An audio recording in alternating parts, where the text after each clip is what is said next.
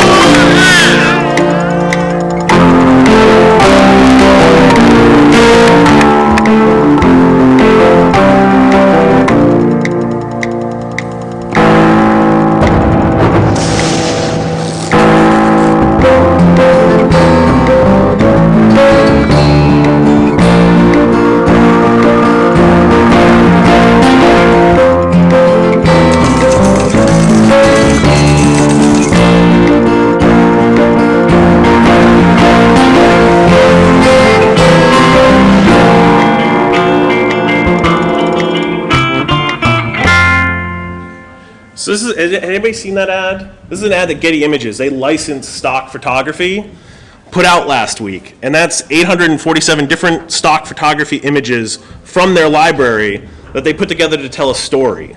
And I just think it's I had never seen something done that way from their own library. And so when people think about photography, I want them to think beyond, oh, I'm going to take a snapshot with Instagram or Facebook camera, or I need a big camera to shoot it. There's lots of different ways to use photography creatively. And we're going to talk about some of the different ones, but I wanted to start off with that just to kind of show, because that came out last week, and I'm like, oh my God, I need to put that in the presentation, because that's really a cool, kind of sad story in the middle. The lightning bolt I thought was a little over the top, but somebody had a lot of fun pulling that together. So one of the things I wanted to do, so we can have some fun with this too, is I wanted to talk about why you guys love photography. What is it about photography that you absolutely love, that makes you think photography is important and want more people to be doing it? I love photography because it's a way of, I'm not a blogger anymore, as those who know me, and I'm not someone who generates a lot of user content. It is a way for me to personally express myself.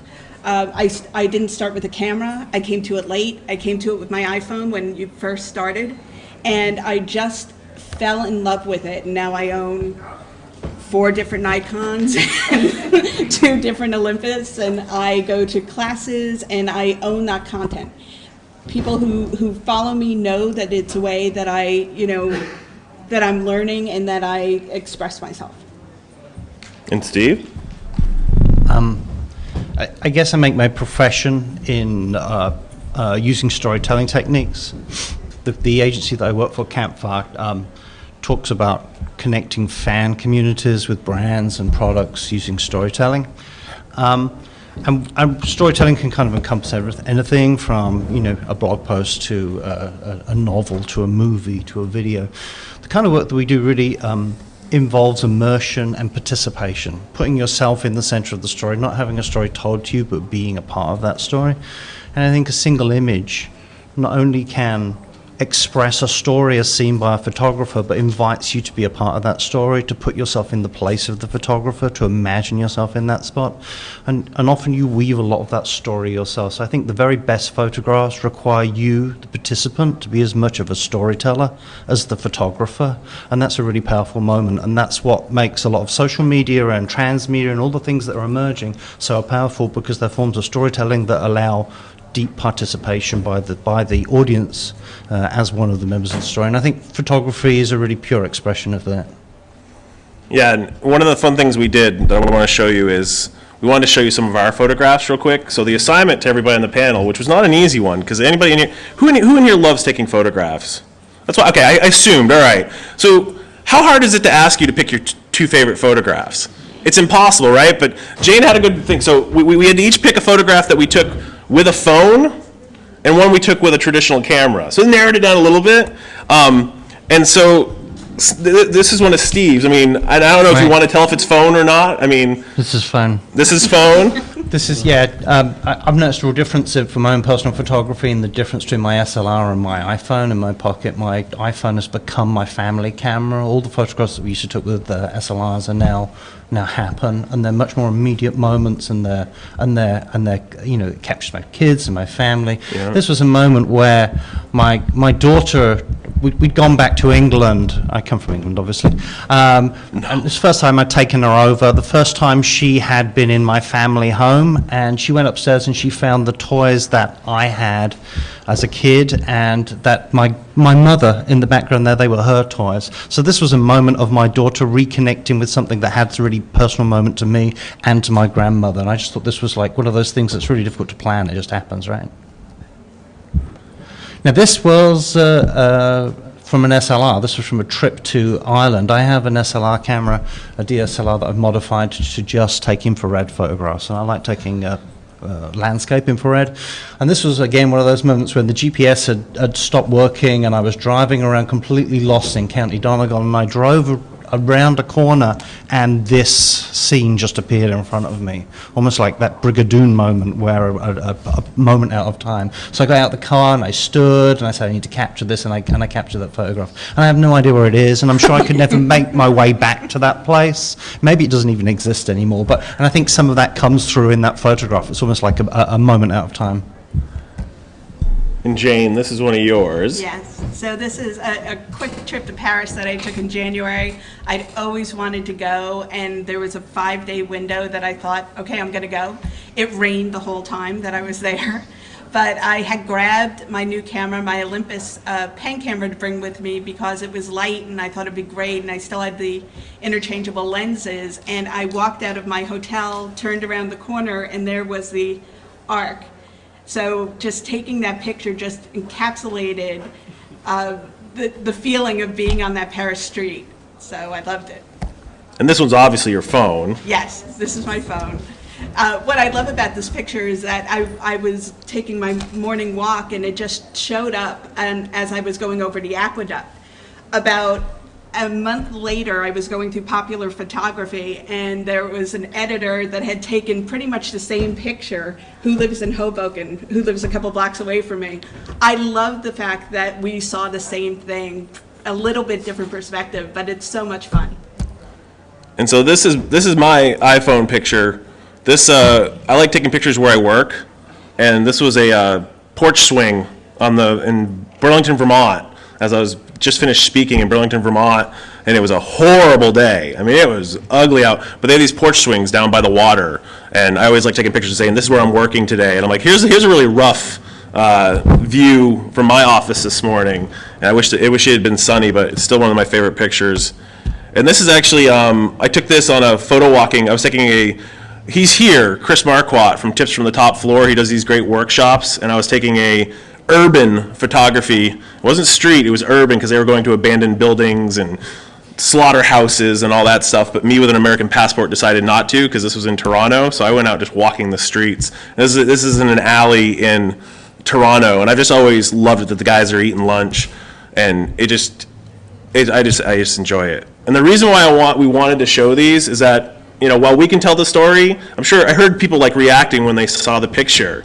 The minute you see a photo, you start developing your own story behind it. You know, that picture of the waterfront or the picture of the taxi cabs, you know, you make up the picture of Lily with the toys. You know, I didn't know the story about what the toys were, and I was already making up stories. So a good photograph for you or your brand starts telling a story, and if it's really interesting, people are going to start making their own story up, and they're going to interpret it their own way. And that's one of the weird things, I think, for brands dealing with photography, because people are going to interpret their own way and start sharing it their own way.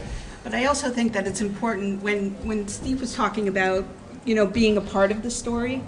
If it's your content and you're generating blog posts or whatever, you need to own that story. And whether it's from the client perspective, I don't want people making up their own stories or making up their own. I want them talking about my client's story and the story that I want them to know about.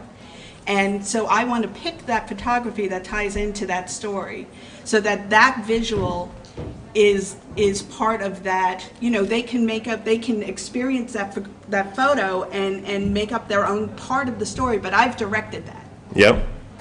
So, how can companies start using photography in their marketing? Where can they start? Big or small? How can someone start using photography today or tomorrow when they get out of this session? It's literally just starting. And then it can be as quick as using their iPhone to document their products, to, you know, taking their DSL and talking about the people in the workplace and sharing, you know, creating their, you know, sharing their corporate culture through the experience of photography. Steve? Anything to add? Well, I'm going to show a couple of examples in a little bit. I mean, obviously, in a sense, companies have been using photography forever for marketing, right? The key image, the product shot, the key up, whatever that be, that advertising images is very prevalent. I think companies are certainly the new platforms that are emerging, and the portability of those platforms allowing companies to start to tell stories about their product through usage, right?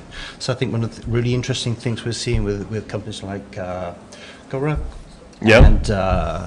and some of those outdoor products, putting cameras in the hands of their users and collecting those. I'm going to show us a case study in curation, which is how companies pulling together photographs from their fans and how they're using that to express their brand.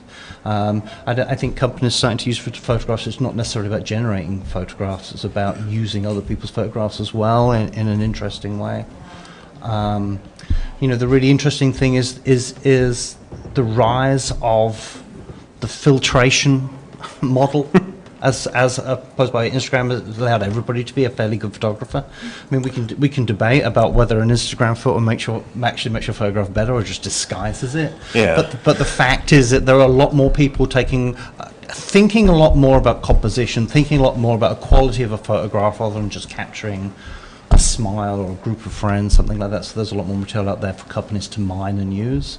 So I definitely think there's an exchange going on but as we all turn from consumers to producers, whether we're producing 140 characters or an Instagram photograph or a blog post, that wealth of material certainly gives companies an opportunity to go out and curate and mine, right? And that rather than commissioning. Yeah, I think one of the biggest things companies could do that aren't doing enough of is, you know, the snapshot model. I mean, I always talk about Instagram is more snapshots rather than photos. You know, and curating snapshots from your fans, whether you're a pizza shop or a clothing line. I mean, if you look at, I'm not a fan of the brand necessarily, but look at like what Burberry does on Instagram. Yeah, they're a high-end fashion brand, but they're at their fashion shows shooting on the catwalk with Instagram, and I love that. I think it's a great example of, you know, especially for a company like them. That's a huge shift because they are all about the glamour shot, the beautiful shot, but here they are with these raw, you know, angled, messed up, not always perfectly shot photos. And, you know, anybody can take a picture. Anybody can. We're going to talk a little bit more, but, you know, it does take skills to take a photo, to make a photograph. And I'll definitely say that with you in the room. He's not wearing, he has a great shirt that says I shoot raw. Oh, it is on! Yeah. Love that shirt. It's a total photo geek shirt. Great stuff. I think, you know. Yeah, I hadn't seen that one. CC, I think the interesting thing about Instagram is that it allows a lot more personal approach to communication. GE are doing some really interesting stuff in their Instagram feed as well. And often for anybody that works in social media for companies, consulting with companies, know that it's sometimes really difficult for a company to have a presence, because who speaks for the brand? Yeah. How can a very large company like GE have a voice, and who has the responsibility? It was Jack Welch, and who is it now? And that's a challenge for even the brightest minds. So it's really difficult to post those status updates, to do that Twitter feed. That's a really difficult thing to do in the voice of a brand. But a photograph can express that in a really personal way. You can put out a photograph. I get those GE photographs in my feed, they're amazing, and they feel like it's one of the guys on the floor taking photographs and posting that up. And I feel a much stronger, authentic connection to that photographic moment than I feel to a Facebook status update, which I know is either coming from a social media person in the company or a third party. It's been company. wordsmithed I know. I Google. willingly enter into that conceit that it's really GE speaking, but with a photograph, there's a level of authenticity that makes a stronger emotional connection. But the more that a brand is involved in the curation, like you were talking about, the more that you teach people, that you teach your fans how to interact with the brand. So they will want to interact in the way that's going to get attention and noticed by the brand and celebrated. You're saying we're all attention whores? I am not saying that. Not in any so-called Yes, you are. words, It's okay. But the more that a brand can kind of celebrate the pictures that they like, it teaches people how they can interact with the brand. For sure. All right. So social photography, fad or epic change? Epic change. Why? Because it's And I define social photography as I defined it. It's not just Instagram. It's the fact. I mean, social photography's been around for a while. Flickr was one of the first places that it's being able to take a picture and share it instantly. I mean, I know any of us who shoot on SLRs. I've watched people take a picture, and then I've actually watched people take pictures with their iPhone from the screen of the phone because they want to share it really quick, which always cracks me up. I'm like, just take it with the damn phone. But being able to share, that technology is getting quicker and faster to share photos quickly, get reaction, get sharing of it. I don't want social photography people to think that it's only Instagram. That's the $1 billion version of it. But So I believe in something called moment sharing. Which I love. Yes. So it encompasses Twitter updates and everything that is kind of bite-sized and moving ahead. Photography, social photography is the kind of physical presence of that kind of moment sharing. And I don't think I think that's only going to build and get bigger and never go away, because people are now used to that kind of expression. I agree. I think social sharing of content is really changing the way we process information and absorb it. We did a project a couple of years ago for Discovery Channel that explored how news is shared in the new world, and how when you read that news on Twitter or you see a photograph posted by a friend, because it comes from a trusted voice, and because those friends tend to add an emotional context around. You don't just share a photograph, you say what you think about a photograph, even if it's yours or it's somebody else's. You add an emotional level of op-ed around the content, which makes news more personal, which increases social responsibility, which makes people care more. I get photographs from people that I know with as I just showed you the picture of my daughter, when I gave you some context around what it meant, that added an extra layer of meaning to it. So I think the really interesting thing about social photography is not just about distribution of photographs, but it's about the emotional op-ed that surrounds a photograph. It's almost a bit like a director's commentary on DVD when you get a photograph. This is what it means, this is why I took it, and it's coming from my feed of people that I subscribe to, because we share a similar mindset. So I think it's even more powerful than something like the big picture, which is really fantastic to go and look. It's a really excellently curated selection of fantastic photographs from around the world, but it's not as powerful as when I see your photographs and your photographs in my feed, because there's an emotional op-ed surrounding them that adds a level of resonance. But you also have to think of in terms of the generational pull. This is all new to us. This is all the people in this room. We've only been doing it, 4 years? the people who are growing up, who are just getting onto Facebook or have just gotten their first managerial job, this is the way that they know that they grew up interacting. And it is going to affect everything from, from the way people interact in school and learn to the way that jobs and brands grow and die. Yep. All right, so let's do some show and tell. The other reason I picked these guys is because they've worked on some really interesting projects, and so we wanted to show different ways that brands, big and small, well, actually, all big, now that I think about it, all big in this one. So, Jane, this is work you did for, well, you tell. Yes. Okay, so this was work that I did with Panasonic a couple years ago. They have a advocate program called the LIHD, Living in HD Families. And it started with 40 families, and they got, and lucky people, they got about $20,000 worth of equipment, which included TVs and a number of different cameras and video cameras and ways for them to interact. They all got them separately. And what they found through the feedback is that the families wanted to learn how each other were using the equipment. So we created a community, and it was called Living in HD. And it started with the 40 families and then quickly grew to about 500, and within 3 months, 100,000 users who are all using cameras and learning how to use cameras. The key part of this, though, was teaching these families and these women, mostly women who wanted to learn how to interact all socially and create content that revolved around their pictures. And these were all people who had no social background, were just beginning, just like most of us.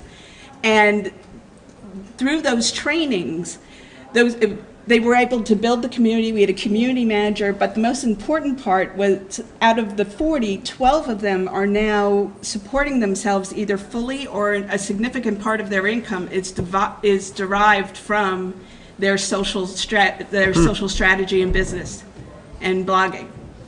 So it was one of the first, it was the first advocate program I worked on, and definitely one of the first advocate programs out there. This is something that I feel very, very strongly about. So it's great to have an iPhone or an Android phone and taking pictures, but there is, in a lot of different ways, there is absolutely no, you need professional photography. And especially in the real estate. The Chelsea Landmark is a building that's in, a rental building that's in Chelsea.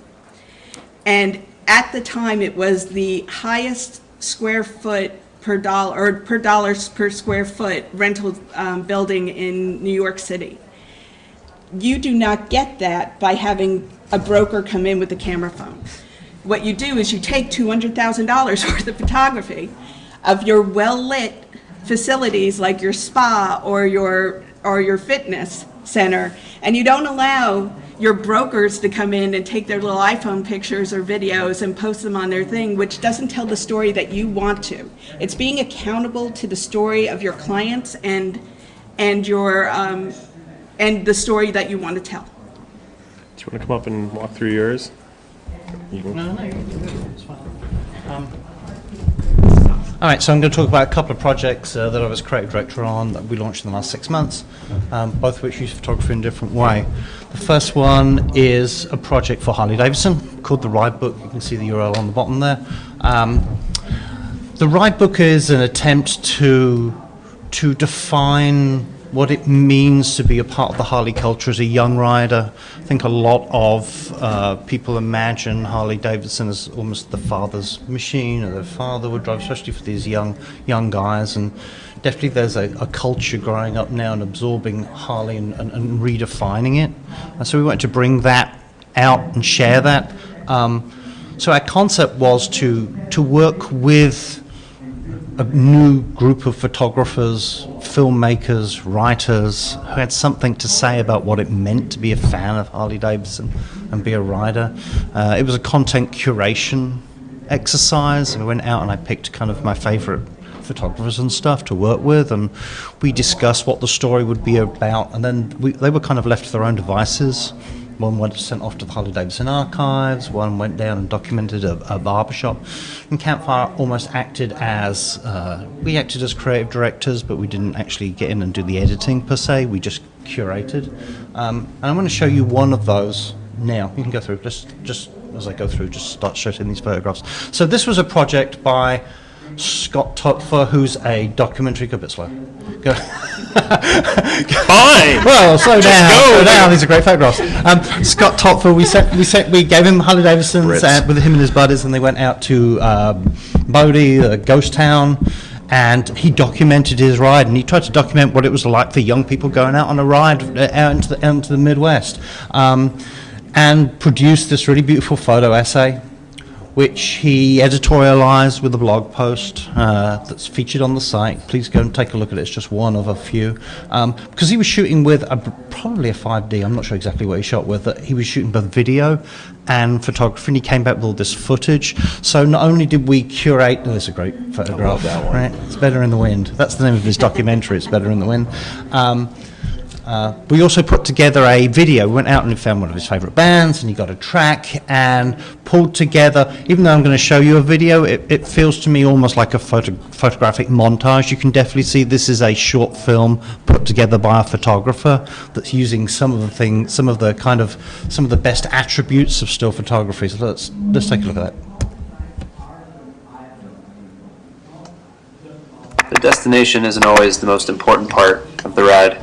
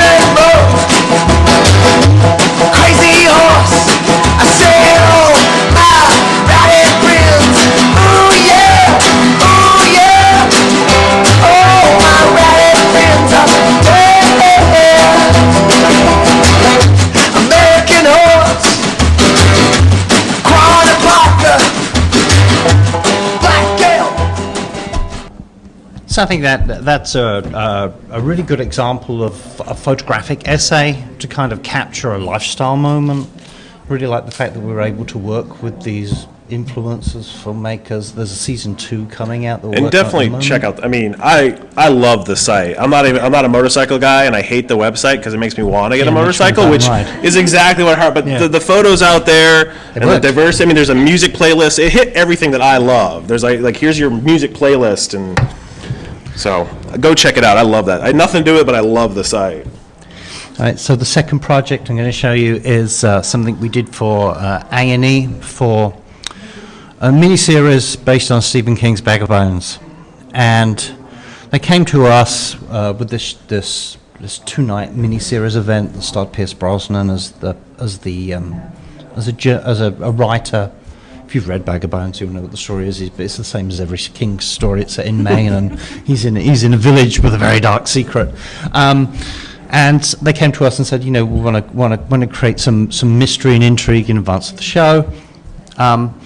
So we came up with the idea of the fact that these small towns often hide dark secrets, and whether we could explore that through small town photojournalism. So the idea came upon us to create a series of photo essays shot on the set and on locations that we created with the actors, as if they were real people, documenting their lives, focusing on 7 characters. Here you see the lead character. What you can't see here, because it's a keynote, but if you go to the site, which is darkscorestories.com, you'll see this is actually a haunted photograph. It's an animated GIF, and there's some slight movement in the image, and each of our key images is a haunted image, and there's kind of a wow moment on that. I love, by the way, that you coined your own term. I mean, there's cinegraphs where one little thing moves, but they're haunted photographs, and they're pretty damn freaky.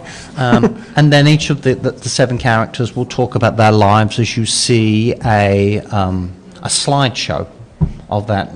I can't even remember what photographs I put in here, but you can start to click through them. So here's Pierce Brosnan signing books in the bookstore.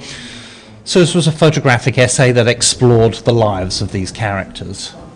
We partnered with a Danish photojournalist. I hired a Danish photojournalist. He actually teaches photojournalism in Denmark. Photojournalism in Denmark. He had New York Times stories, so he was the real deal. And we sent him out, and I gave him a photojournalism brief and said, I want you to capture these people as if they're real. And we were there on the set. All these were constructed images, but they were meant to feel like a small-town photojournalism story.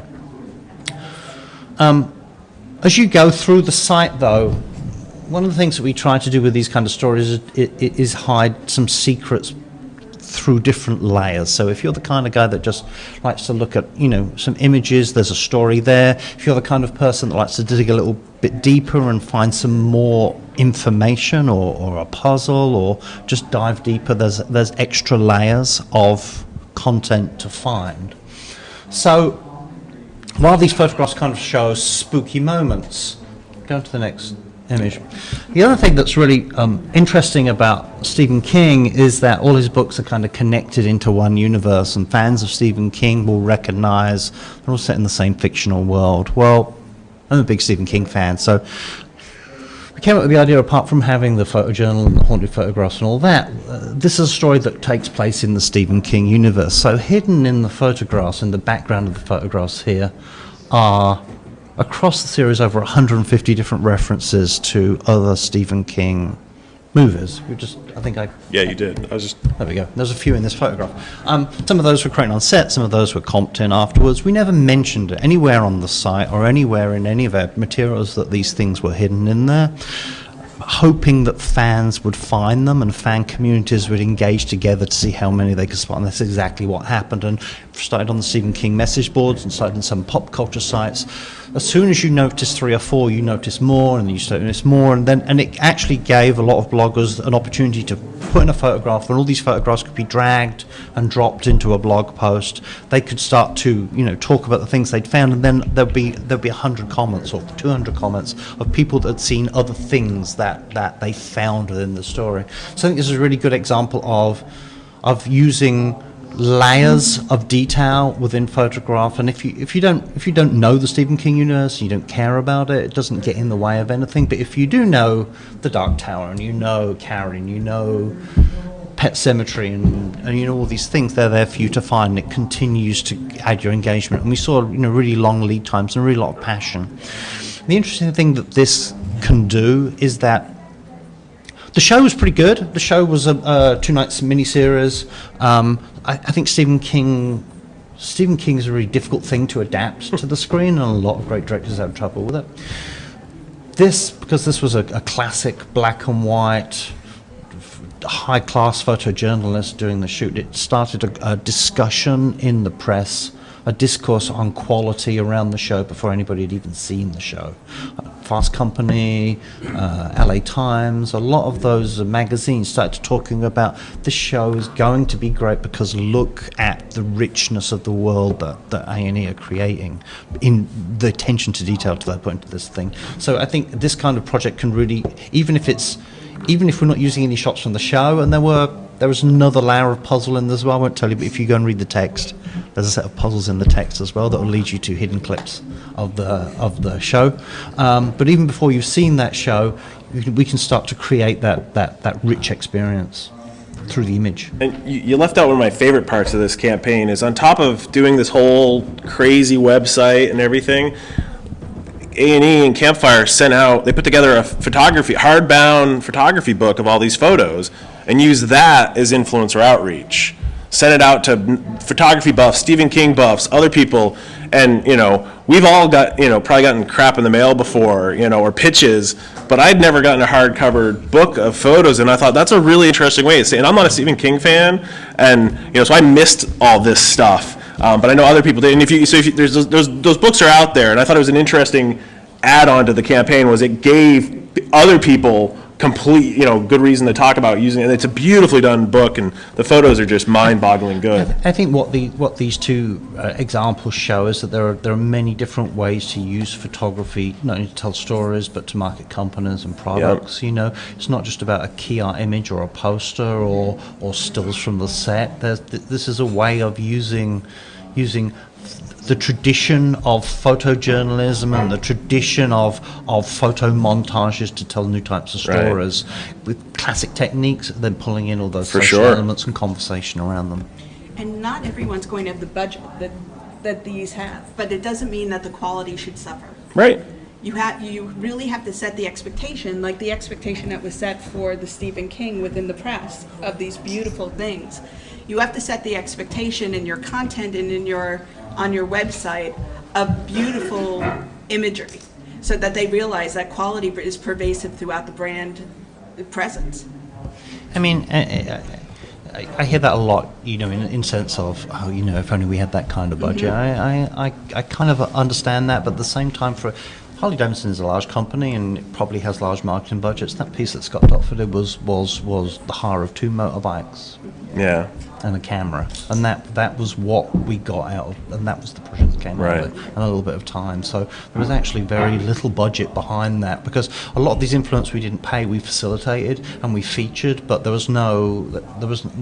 wasn't kind of about a large budget. It's just an ongoing art project. Right.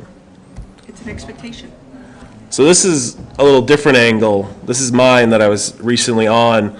The one organization, the one campaign is an advocacy group for Africa. They advocate on behalf, if you've ever seen the Project Red stuff, that's one as well. And please, as a total pimp, please check into Starbucks.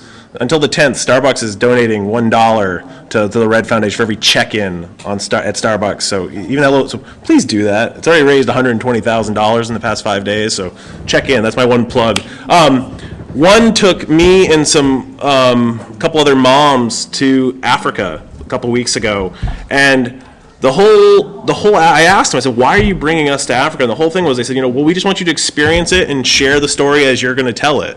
And I tell through images. I can write, I love writing, but I love taking photos. And then, so, we went, I was sharing photos while I was on the ground. I was Instagramming them. I was taking pictures and uploading them at night. And it's one of those things where here's this advocacy group who, they didn't hire me, they didn't pay me, they brought me along for an experience and said, all we ask is that you share what you see however you see fit. They didn't and there was no other guidelines besides that. And I just wanted to kind of show you some of the pictures. This is my favorite picture of the entire trip, because we met under a tree with a whole village, and we were there because Ghana was rolling out vaccines for rotavirus and pneumonia that was going to save millions of kids' lives, and they were rolling them out countrywide, and we were there to celebrate it. And we went out in the village, and this is us, the people telling the village, here's what's going to happen to you guys, here's what we're going to do, here's how we're going to give you the vaccines. And it was amazing just to see this and to see it with my camera and be able to share it, and to see the comments while I was on the ground was fascinating. Here's one of the moms. This is Amy Graff. She works for the San Francisco Chronicle. Is that the paper in San Francisco? Do I have that right? And I just love that I could capture, here's a great moment of, the crazy American playing with the little African kids, and they were so amazing. This is actually a clinic. This is one of the clinics for that local village. The tree that I just showed is behind me. This is actually the clinic where they do all the tests and do the administration. And what was crazy is I have another picture which I didn't think I included, where I was standing on that porch and there was a little boy off the side taking his morning bath out in the yard, and it was a weird way. But then on the flip side, I also wanted to make sure that I wasn't just showing Africa, the poor, they call it, poverty porn. I wanted to show there's all this, this is Freedom Square. This is where this big countrywide celebration with the First Lady of Ghana came out, and they were celebrating the vaccine rollout. And, there's Secret Service guys in the tower in here because the First Lady was around, and there's this huge, reminded me of like a Russian military base. It was crazy and epic. But it just, these images, people see, I was very thoughtful of the fact that, here I was going to be sharing these images, and I didn't want them to be just about the smiling kids and the poverty. And I took some of those photos, and some of them I couldn't include because still thinking about them just kills me. But like this, this is my National Geographic shot. This is my favorite. This is my shot. This is just a little old lady in a village, and I just she was just so happy, and she was funny because she didn't understand a word I said. But the funniest part is afterwards, I'm like, "Oh, you're beautiful," and I showed her a picture, and then her girlfriend next door was nudging her and explaining to her what I was saying. I wish I had a picture of that because she was laughing at me, going, "You silly American." But it's one of those things where, I wanted to capture, I love shooting faces, and I just wanted to really show the different faces. This is a dancer at the celebration, just kind of show the colors and how hot it was. This guy is just drenched in sweat, you probably can't tell. This though, so this was an Instagram shot I took, and I know it messed you up. Yeah. So this is I purposely included the Instagram shot. I have video, I have a better photo of this, but this was a picture I took and shared. So this is at the third largest hospital in Africa, and this place is just, I had seen big hospitals in my day, I'd never seen this. Every one of these folders is an HIV positive person.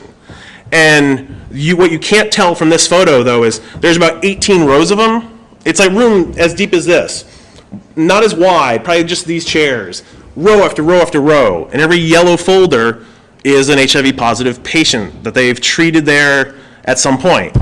And it was mind-boggling, and I had to share this picture, and it was, what was interesting and why I wanted to include this was, this picture's taken on an iPhone. It was shared from Africa, which still blows my mind that the technology exists.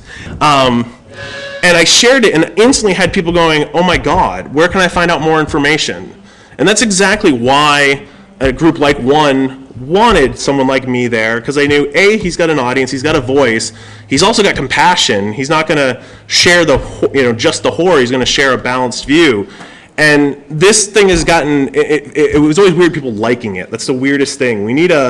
That's why I like stars on Twitter. Like is a really weird word for, I heart this photo. No, you didn't. But it's just, it's one of those images that like sticks with me. Those damn yellow folders still sticks with me. And it's funny because this was also the first trip for me that I have a new camera that shoots video and stills. So it was the first time I was shooting video. And it's funny because while all my photos are up, I have all this video. I got to do something with it at some point. But it changes your mindset how you shoot if you're shooting video and photos together. But I know you still talk to me about this photo. One of the things that I think of is that if you're not using photography with your blog post or whatever else, you're missing 85% of the people who come to read your content, because people are busy, they're lazy, they are true. They multitask, and they need visual aids. I'm one of those people.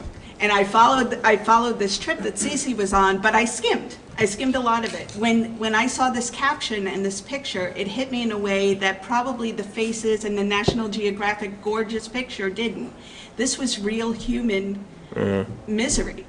And I will carry this picture with me for forever. And it was crazy. It's nuts. And thankfully we got to meet with some moms who were HIV positive but haven't passed it on to their kids because all the drug treatments, and it was worth it. But in this though, here's the power of photography in one simple picture. And this is by Janine Harvey, who works for One. Always give credit to people's photos when they're not your own. Please notice, okay? Don't ever forget that. Nothing pisses off a photographer more than not getting attribution, and pay for photos if that's the rule. Come on, do it right. But this literally, these kids, this is out, way the hell out in the mountains of Ghana. And I had shot pictures of them, but then I shot video of them. And this is me showing them video of themselves on the camera. And they've probably never seen a moving image of themselves. And it was one of those moments where, it sounds all touchy-feely, but, simple photograph brought together, and that first picture I showed of all the kids in the beginning, that was me trying to take a picture of one kid who had a Dots candy shirt on. I'm like, oh, my daughter loves Dots. I want to take that picture. Next thing you know, all these kids come because like, oh, the crazy white man with a camera. Let's go. It's seriously, that's how it was. They'd be nervous and then they'd be, but this, photography is just one of those things that can bring people together. And I love that picture just because the kids are fun. Of course, and then you notice the other kid's posing. That's the other point. He's not interested. He's posing for Janine with her camera. We already talked about where any company can start. I forgot I put it in there twice. So here's here's a touchy topic. Where's hiring a pro versus shooting yourself? Is there a clear line? What would you give for guidance if people are working with a client or they are the client and they're trying to get started with photography? Where do you draw this line? It's tough. There's no perfect answer. I can give you a viewpoint. I think the difference between those two is approach, rather than whether you pay for them or whether you don't get paid or you do it yourself, whether you consider yourself a pro. I do think that even though there's a lot of people taking photographs there, they are reacting. They're carrying a camera with them and they're capturing the moment, they're snapping the moment, and they're kind of hoping that from that, taking enough photographs, they'll get good stuff. And obviously I think the difference between a pro is that a pro knows the photograph they want to get before they go out. When I did a degree in film and photography, and I remember we were shooting fly-on-the-wall documentaries about subject matter, and my tutor told me before we went out we should storyboard. And I said, it's a documentary, you don't storyboard a documentary. She said, absolutely you do. Even if you don't get the shots that you want, you know exactly what you want to get before you go. And I think it's really important to imagine the photograph in your head that you need before you even pick up the camera, and then just try and get that shot. Because if you just expect it to come, that's kind of an amateur way about doing things. So I don't think it's so much about whether it's about an attitude and a purpose to get in those photographs. It's kind of, I absolutely agree. There has to be a narrative before you figure out what you want to say. And any great professional photographer is going to talk to you, get the narrative in place, and even storyboard it so that you know, A, you're not wasting your money because people are expensive, and making sure that you are getting the story that you need to. But I'm also going to tweak this a little. I run a lot of advocacy programs for brands. A couple of my advocates are actually here in the room for people. So when I look for advocates, one of the things that I don't look for is whether they have large audiences. There are some people that do, and that's great. I can teach someone and teach someone how to build an audience. I can't teach, and I don't want to teach unless a brand is paying me to teach them, how to tell a story. So if they are not well versed in what I call visualtography, which is both video and photo. You're just full of little words. I am. TM that, please. If making sure that they know how to use visual product that ties in with their storytelling, they're not going to be an advocate that I work with. So I can teach people how to kind of gain prominence and gain attention, but storytelling is something that you got to come to the table with. And that's hiring a pro as an advocate. Yeah, and I would argue that the pro thing is something, it's not necessarily a professional photographer. Right. I've been hired to shoot photos before. I've also done it on my own. It's just something I do. It's in my blood. But when it comes down to working with clients, it's really talking about having a sound marketing strategy first and foremost, and figuring out, okay, well, where does the photography play into it? The dark score stories, those needed a professional to shoot. You could have gone out and shot them with the iPhone, or just given someone on set an intern to shoot them, but it wouldn't have had that eye. There's a certain eye. You guys all said you're into photography, so you've got that eye. So think about it when you're working with your clients, figuring out what's right and how you want to tell your story. There's no magic answer to this, which is why I put this in here. And it's a tough thing. I fight it with clients all the time of, why should we pay X number of dollars when I have my phone? And I'm like, well, do you have the eye? It's a constant battle, because I also think I don't ever want budget to stand in the way of a client using photography either. you know. I work with some small businesses, and I do tell them, you can go shoot with your iPhone or your Android phone. I keep saying iPhone, sorry to all the Droid users. They take great pictures too. But I don't think budget should ever stand in your way. But you shouldn't also think you can magically not worry about budget. And sometimes hiring a professional, even though you have a smaller budget, they will take less time to get the shots that you want. Oh, God, yes. So that's also, you don't look at it and think, oh, I can't afford it because they're a big budget item. They're not. If you go in and you know what you're going to shoot, they can end up being much more resourceful than having to go back 2 or 3 times with someone who isn't a professional. Definitely. All right. What are your questions? You got to go to the mic, though, if you have questions. I see people raising your hands. I'm like, no! Go to the microphone. What? Can you repeat the question so I don't have to go?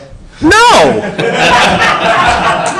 As bloggers, we sit on our asses too much anyways. Get up and ask the question. Sorry, we're friends. So No, you're fine. So you guys work with big brands, and one of the things that probably a lot of people in this room know I've done in the past is I've used photography and video to show people my wood turning as I'm doing it, in the process of actually doing it. And what I found is that people get a lot more attached to you as the brand, or oh wow, I can see somebody actually make something that's mine. But from a bigger brand perspective, I'm always looking at brands like let's say Ford, for instance. Do you ever see bigger brands latching on to sharing their process? So let's see how the new Mustang is being designed, or let's see how, to get people, because what I'm seeing with a lot of your case studies is product has been produced, and now we're going to show it off through video or photography, through advocacy and whatnot. But are you finding brands grasping that transparency in the beginning and getting people involved right from the get-go? I can mention you mentioned Ford specifically. Ford does it in an interesting way where Ford actually, because they're doing it in a couple weeks, and they did it last year, they did this, they actually had their own, they have their own event where they bring journalists, bloggers of every ilk, and I mean to the plant, and show them behind the scenes with full access to shoot whatever they want. I mean, so that's one way I've seen. And last year, literally, they showed us how they design cars, or how they pick the colors, and and it was one of those first times I'd seen But I'm trying to think of a brand that's actually showing it themselves. But I know that's one way Ford does it. They bring in like 200 people out with cameras and say, do whatever you want. Do you know others? I can't think of the brand. There are a couple. You are starting to see the behind the scenes kind of thing, or introducing our people kind of thing, which I really like. It's very hard sometimes with big brands because there are legal issues, there can be regulatory issues, there are a bunch of different things that people don't think about. So and you may not know going into it, that can really impact a brand negatively in ways that you don't even know. That'll reverberate for years. So I think people are very cautiously dipping toes in the water. Yeah. But, and I think as legal becomes and privacy becomes less important, and I think you're going to see more of that. Ninja? As photographers and marketers, what has changed in terms of composition of photos for the purposes of creating highly shareable photos? What? Did you get it? His question was more rehearsed than any of I know, Jesus, what was that? Okay. As photographers and marketers, what has changed in photo composition to create, for the purposes of creating highly shareable photos? I gotcha. All right.